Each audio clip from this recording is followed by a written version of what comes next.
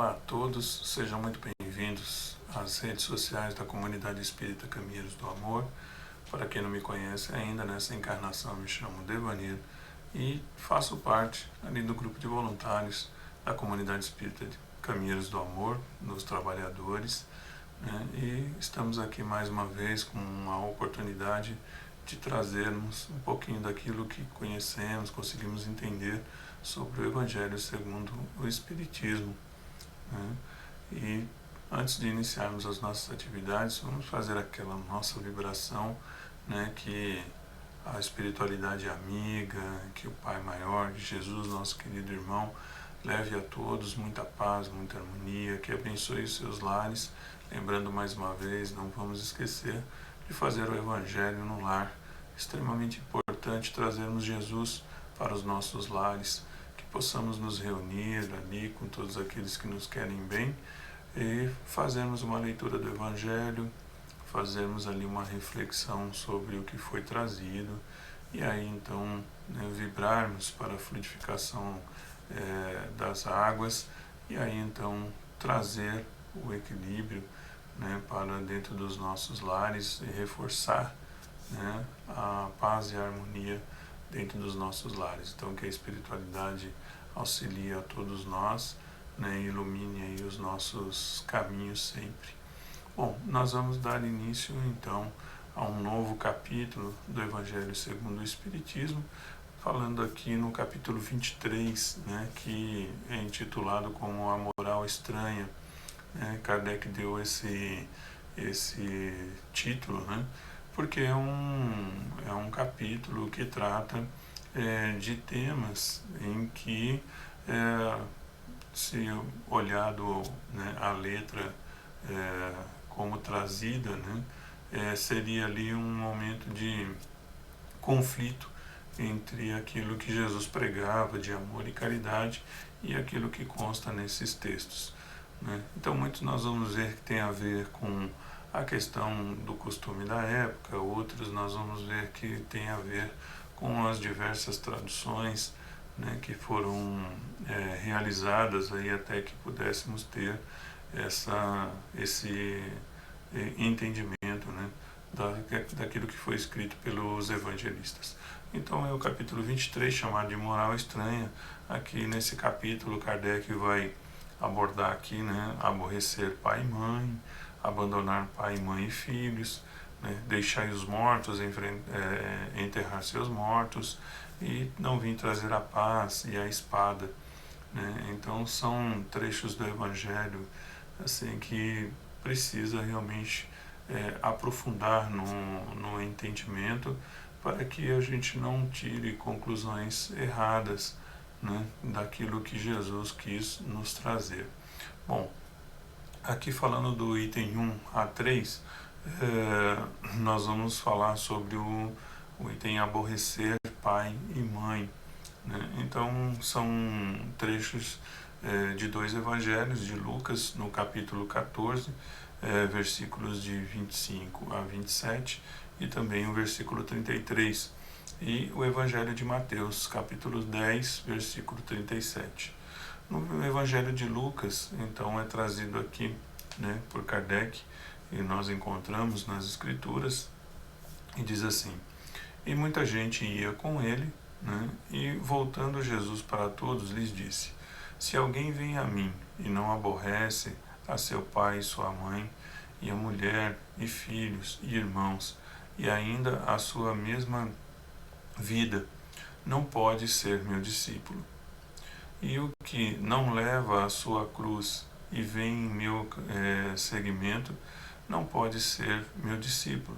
Assim, pois, qualquer de vós que não dá de mão a tudo o que possui, não pode ser meu discípulo, né? E no Evangelho de Mateus, então, vem um complemento, né?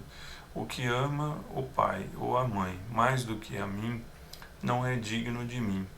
E o que ama o filho ou a filha mais do que a mim, não é digno de mim, né? Então, nesse trecho do Evangelho, nós vamos entender ali o que Jesus quis nos trazer se nós nos colocarmos na época do Cristo, né? Então, alguns estudiosos ali trazem que essa expressão, né, aborrecer-se, ou aborrecer a pai e mãe, ela estaria mais correta no Evangelho de Mateus, onde ele fala sobre essa questão de que essa mesma expressão, né, que foi utilizada, ela tanto poderia significar aborrecer como amar menos, né, dar atenção menos. Então, alguns estudiosos aí fazem as suas análises. Mas o que a gente precisa começar a compreender? A essência do ensinamento, né? Então, se nós olharmos, independente da tradução, se é aborrecer ou se é adorar menos ou gostar menos, né? A gente não tem que começar a compreender a essência do ensinamento no seguinte ponto, né? Se nós olharmos lá nas tradições anteriores do tempo do Cristo, né, nós vamos encontrar ali realmente algumas condições de costumes da época. Nós já estamos falando um pouquinho sobre essa questão das traduções, por quê? Porque a gente sabe, né, que Jesus sempre pregou amor, sempre pregou caridade, né? O Cristo falando para nós, para amarmos os nossos inimigos, não poderia trazer agora uma condição de que nós devêssemos entrar em conflito com os nossos pais ou abandoná-los, né? Então, se nós observarmos naquela época, Jesus ele estava trazendo um pensamento, né, que na época era tido como um revolucionário. Se nós observarmos até hoje, as questões em que envolvem a vida espiritual, elas são conflitantes com as tradições de religiões mais antigas. Jesus trazia um novo pensamento. Então, todas as pessoas daquela época que estavam ali, né, dentro daquele contexto histórico com Jesus, eles traziam as suas tradições conforme Moisés. E Jesus, né, em muitas passagens do Evangelho, ele, né, bem trouxe que não veio destruir a lei, mas trazer um entendimento. Então, muitas das coisas que ele colocava, ela ia realmente em conflito, entre aspas, né, com aquilo que se trazia antes. Tanto que os fariseus queriam testá-lo a todo momento e queriam tentar colocá-lo em contradição, né? Até mesmo nos evangelhos que nós vimos dos nossos irmãos no capítulo anterior, né? Quando fala sobre a indissolubilidade do casamento, quando fala sobre o divórcio, né? Coisas que Jesus foi confrontado ali, porque os fariseus levam a ele a lei de Moisés, e aí ele traz um entendimento mais profundo sobre a lei de Moisés, né? Então, se nós observarmos na condição com relação à mulher adúltera, né, que todo mundo ali diz, olha, Moisés, a tradição era aquela, né, olha, Moisés manda apedrejar, né, e Jesus falou, tudo bem, não vim contrariar isso, mas atire a primeira pedra naquele que não tiver pecado. Ou seja, levava as pessoas a uma reflexão, né, para si. Então, ao invés de seguir cegamente as escrituras, era necessário ir para dentro de si e avaliar se eu tinha condições de aplicar no outro, né, aquilo que eu não seguia, né? Então as pessoas diziam, ela foi pega em adultério, ótimo, então vamos todo mundo lá, joga ela na praça, joga ela no meio do público e nós vamos apedrejá-la, sendo que cada um também trazia consigo um pecado, trazia consigo algum evento na vida ali que contrariavam as suas tradições, né?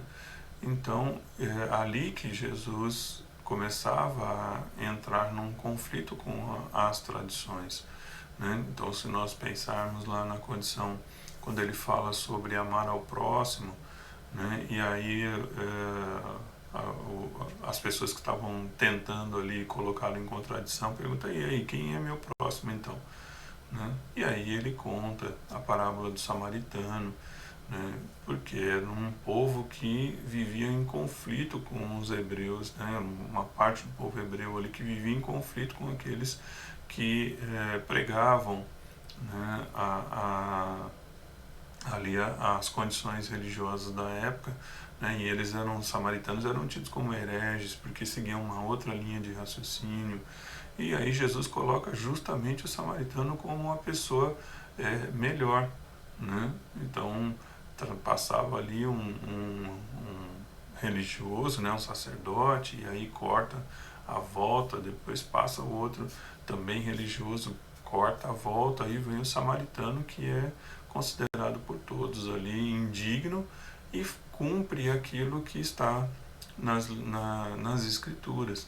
Então Jesus, ele trazendo essa ideia, ele faz com que realmente haja um conflito. Então, se nós pegarmos esse trecho do Evangelho de Lucas, aborrecer pai e mãe, se nós olharmos isso bem, a expressão até que não está tão incorreta. Por quê? Porque aquele que quisesse seguir Jesus, ouvindo tudo aquilo que ele trazia, iria entrar em conflito com as tradições das suas famílias, né?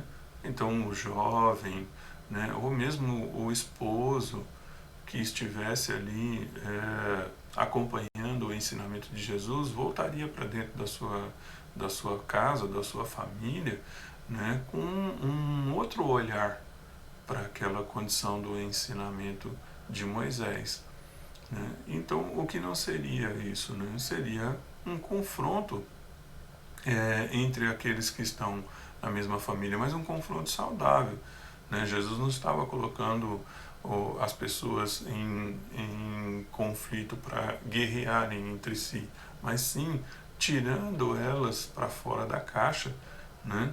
Então, como foi na questão que nós falamos antes de amar o inimigo, né? Que ele fala: olha, Moisés tem dito a vocês olho por olho, dente por dente, né? Mas eu vos digo que deveis amar os vossos inimigos. Então, isso aí gera um certo conflito, um entendimento diferente daquilo que foi trazido por Moisés, né? Que, bem lembrado no capítulo sobre a questão do matrimônio, né, da união, sobre a condição de que o pensamento, né, ali de Moisés era para poder conter, né, os corações duros que estavam com ele ali naquela época. Então, por isso, a sua legislação ou as suas leis, né, eram muito rígidas para algumas coisas. Então, o que isso gera? Gera realmente conflitos de não diria interesses, né? Mas conflitos de entendimento, né? Porque aí vem Jesus pregando o amor, pregando a compreensão, e ao ponto que anteriormente se tinha um pensamento muito rígido, né? E um Deus punitivo, né? Um Deus que castiga, um Deus que leva dor, né, aos seus filhos, como meio de fazê-los se corrigirem. E Jesus traz, né, essa condição de um Deus amável, né, e que determina suas leis para os seus filhos, mas dá a eles a oportunidade de se corrigirem para poder se alinhar com a justiça divina. Então isso tudo vai trazendo para aquele povo formas de, ali dentro dos seus lares, terem alguns desentendimentos.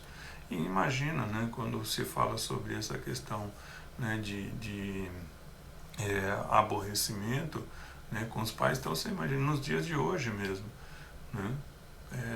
Se nós pegarmos o jovem, por exemplo, então, uma família, né, que ela extremamente católica, né, ou evangélica, e tem o seu ponto de radicalismo, e de repente o jovem chega e conhece a doutrina espírita, faz lá a leitura dos seus livros, né, busca o entendimento, e ali então, quando se começa a debater um assunto dentro do seu lar, né, sobre as questões, por exemplo, de o céu e o inferno, o julgamento, o purgatório, né, e ele então, conforme o entendimento que acabou de adquirir, ele começa a trazer questionamentos, né, sobre essa posição. Né? Então, quando ele ouve falar sobre a continuidade da vida, sobre a vida espiritual, né, sobre provas e expiações, sobre essa condição da encarnação e das sucessivas reencarnações, o processo de evolução do espírito, o projeto de reencarnação, o desligamento do corpo e retorno ao mundo espiritual, e isso tudo, por ser um espírito, né, que está ali retornando há pouco tempo, então provavelmente já deve trazer um conhecimento espiritual um pouquinho mais avançado do que os seus pais tinham, né, quando retornaram para a matéria, e então é natural que haja esse conflito, né? Então não é um conflito de guerra, mas sim de ideias, né? Porque uma visão mais, vamos dizer assim, avançada dessa nossa vida, dessa nossa compreensão, ela vai mexer com as tradições. E quando Jesus fala que se as pessoas não estão dispostas a largar, né, essas crenças, né, e essa radicalização, elas não são dignas de segui-lo, porque ela não vai conseguir estar lá. Né? Ela não vai conseguir estar com Jesus de corpo e alma. Né? A mesma coisa dentro do Espiritismo. Né? Quando a gente se depara com o Espiritismo, o Espiritismo ele tem como um dos objetivos principais transformar o ser. Né? Então, a sua parte filosófica, científica e religiosa, quando aplicada na sua essência, esses três elementos eles trazem no ser, né, uma revolução, mexe com a compreensão, e aí então impulsiona a mudança, a modificação. Né? Então, o que acontece com aquele que chega à doutrina espírita vindo de um outro pensamento religioso? Ele pode, né, dizer ali, olha, puxa, me identifiquei, compreendi e vou abraçar. Né? Isso não quer dizer que ele vá ficar questionando e discutindo com os seus pais. Mas, a partir do momento em que ele fala, olha, pai, mãe, eu vou seguir a doutrina espírita. Isso, além de causar algum aborrecimento, né, vai causar a transformação. Alguns certos conflitos, mas vai causar uma transformação. Agora, se ele se depara com o espiritismo, né, se um ser vem para a doutrina espírita, a gente falou do jovem, né, do adolescente, porque eles são mais desbravadores, mas mesmo aquele que é o esposo, que é a esposa, né, chega até a doutrina espírita e abraça, ele vai então começar a se transformar e aí mostrar para aqueles que estão à sua volta o resultado dessa transformação. E aí a gente sabe que quanto mais o espírito evolui nesse conhecimento, né, quanto mais ele se dedica a essa transformação, mais ele vai adquirindo paz, tranquilidade, e aí vai mostrando uma outra face, né, para aqueles que estão à sua volta. Agora nós temos aquele outro, né, falando sobre essa questão de Jesus ter dito que aquele que não largar esses costumes anteriores não seria digno, é aquela condição daquele ser que chega da doutrina espírita, aí a doutrina espírita chega e mexe com o seu brio, né? Então, se ele tem determinados vícios e vicissitudes, a doutrina espírita vai levando à reflexão. Falou assim, escuta, o que você está fazendo? Né? Por que você está mantendo esse sentimento egoísta? Por que você está mantendo esse sentimento de inveja? Por que você está mantendo esse sentimento de orgulho? Isso não está certo. Né? Então, isso começa a mexer com o ser de dentro para fora. Né? E se ele entender que isso é um conflito muito grande e que ele não está disposto a fazer essa mudança em si, não adianta, porque ele não vai conseguir se sentir bem dentro da doutrina espírita. Né? Então, é aquilo que muitas vezes nós falamos, né, nas palestras. Né? Não adianta você arrastar uma pessoa, né, para um lugar onde ela não vai se sentir bem e ela não vai estar com a cabeça focada ali. Né? Então não adianta a esposa querer arrastar o marido para dentro de uma casa espírita para ele poder assistir, falando assim, não, você tem que ir porque vai fazer bem para você. Você imagina, olha, eu fui lá, me transformei, estou vendo a vida de outra forma. Mas se o outro não quiser, ele não vai se adaptar. Ele não vai conseguir, porque se ele não quiser se transformar, ele vai preferir buscar algum lugar em que não exija tanto esforço assim, né? Então, muitas vezes as pessoas elas buscam lugares em que alguém resolva os problemas para ela, né? Nós estamos meio que acostumados a isso, é uma tradição que é carregada por nós, não é nenhuma crítica aqui. Né? Há outras religiões, há outros pensamentos religiosos, outras filosofias religiosas, não é uma crítica, é uma questão de entendimento. A gente tem que ver que esse pensamento que já existia no tempo do Cristo, ele se arrasta, né, ao longo de todos esses anos. Temos que perceber que a doutrina espírita, né, tem um pouquinho mais de 160 anos, aí, é um tempo muito curto, né, para uma filosofia religiosa tão revolucionária como essa, tomar corpo. Né? Se o cristianismo, com 2000 anos, né, ainda sofre para poder ser compreendido, quem dirá a doutrina espírita, que só tem um pouquinho mais de 160 anos. Né? Estamos quase chegando a 170 anos aí. Então é um tempo muito curto, então não é uma crítica, é uma condição de entendimento. Né, da gente poder compreender o que a gente tratou ao longo do tempo, né, que existia uma certa distância entre aqueles que se inteiravam sobre as doutrinas ou filosofias religiosas e aqueles que tinham o papel de ouvinte. Né? Então, se a gente pensar lá, os doutores da lei, eles é que sabiam de tudo, dominavam tudo. Então, tudo que você precisava com relação a Deus, você tinha que ir até eles, que eles eram os representantes divinos na Terra. Então, eles sabiam o julgamento das leis, eles sabiam como aplicar as leis, eles sabiam o que fazer.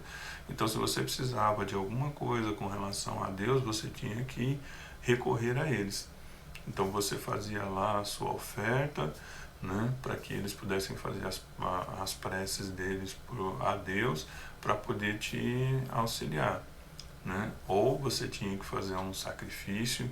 Então, dentro da própria lei de Moisés, né, em alguns pontos se levava a condição do sacrifício para poder ajustar, né, as nossas contas com Deus. Então, por isso a gente fala sobre esse pensamento de um Deus punitivo, né, de um Deus que castiga, de um Deus que barganha. Então a gente está acostumado a isso, né, a negociar com Deus. E a doutrina dos Espíritos veio mostrar, né, como o Consolador prometido, que a nossa relação com Deus não é assim. Então, quando Jesus fala que a pessoa não é digna de segui-lo, né, por quê? Porque ele está dizendo que se nós não nos libertarmos desse pensamento de que a gente deve procurar alguém que resolva os nossos problemas por nós, nós não vamos entender a essência do pensamento do Cristo. Então nós não vamos conseguir segui-lo. Nós não vamos, porque nós vamos estar sempre buscando algum meio de falar assim, olha, eu tenho aqui um problema, viu? Então assim, ó, quanto você me cobra para resolver o meu problema? Né? Ou o que eu tenho que fazer, né, para você, para que o meu problema seja resolvido? Ou o que eu tenho que fazer para Deus? Né? Então, quando a gente faz as promessas, né, para Deus, desse estigma que a gente traz de outras filosofias ou religiões, né, é assim, então eu prometo para Deus que eu vou ficar 1 ano sem comer doce, se Deus me conceder aquilo que eu estou pedindo. Né? Eu vou caminhar, né, tantos quilômetros, se Deus me conceder aquilo que eu estou pedindo. Eu vou abandonar o meu vício, se Deus me conceder aquilo que eu estou pedindo. Então a gente tem esse pensamento. Só que quando chega com o Cristo, quando chega com a doutrina dos Espíritos, a conversa é diferente. Ele falou assim, olha, você, para ter mérito, para receber o que você está pedindo, você precisa se transformar. Né? E peça a Deus aquilo que não é material, porque Deus, ele trabalha com as coisas do Espírito, não com as coisas da matéria.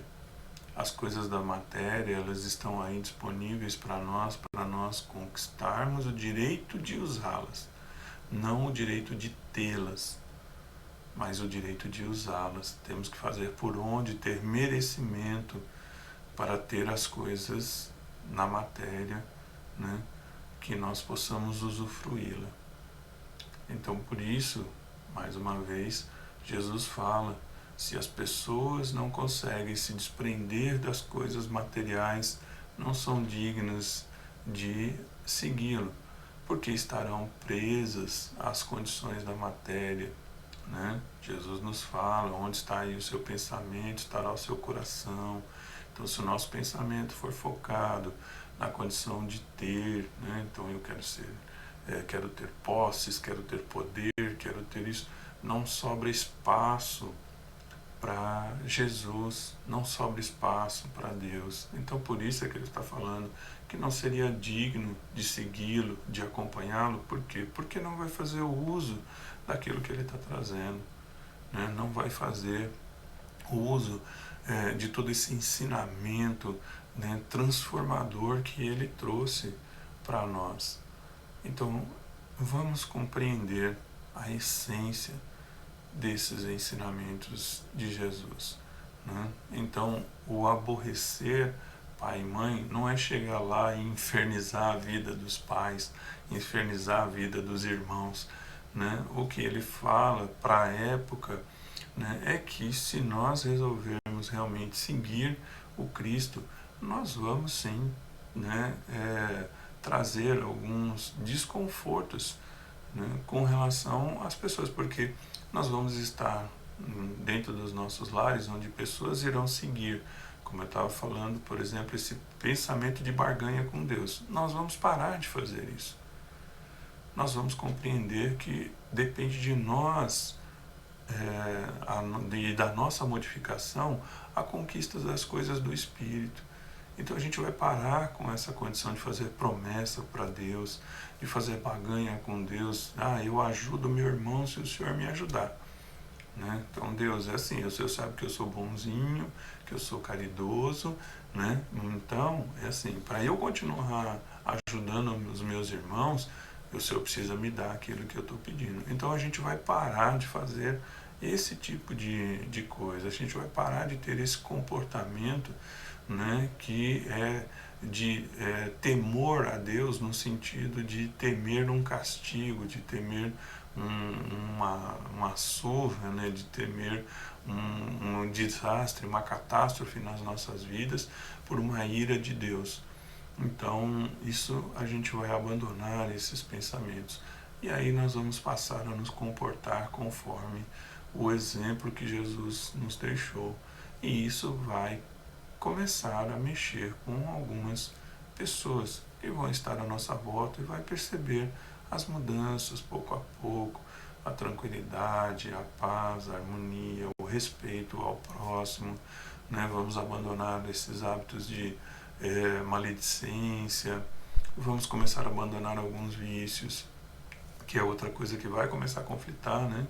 Então, se a gente, por exemplo, tem o hábito de sair e fazer o uso abusivo de bebidas alcoólicas, por exemplo, então as pessoas que estão à nossa volta também têm esse hábito e de repente a gente vai começar a recusar esses convites, né? Falar assim, não, poxa, não estou afim. Aí nós vamos ser taxados como os chatos, né? Como virou santo agora só porque está no espiritismo, né? Agora virou santo, né? Não faz mais nada.